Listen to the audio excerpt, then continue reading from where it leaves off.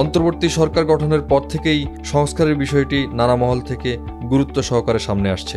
সরকারের পক্ষ থেকেও সংস্কারের কথা বলা হচ্ছিল বেশ জোর দিয়ে, কিন্তু এ বিষয়ে এতদিন দৃশ্যমান কোনো পদক্ষেপ নেওয়া না হলেও 11 সেপ্টেম্বর জাতির উদ্দেশ্যে দেওয়া ভাষণে রাষ্ট্র সংস্কারের 6টি কমিশনের কথা জানান অন্তর্বর্তী সরকারের প্রধান উপদেষ্টা ডক্টর মোহাম্মদ ইউনূস।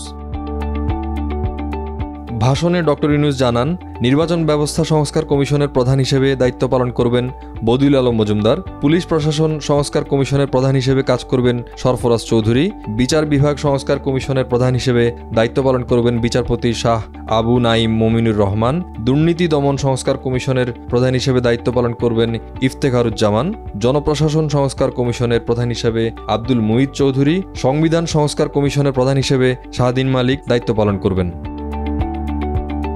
প্রধান উপদেষ্টা জানান, এসব কমিশনের অন্য সদস্যদের নাম কমিশন প্রধানদের সঙ্গে আলোচনা করে ঠিক করা হবে। কমিশনগুলোর আলোচনা ও পরামর্শ সভায় উপদেষ্টা পরিষদের সদস্য, ছাত্র শ্রমিক জনতা আন্দোলনের প্রতিনিধি, নাগরিক সমাজ ও রাজনৈতিক দলের প্রতিনিধিরা উপস্থিত থাকবেন।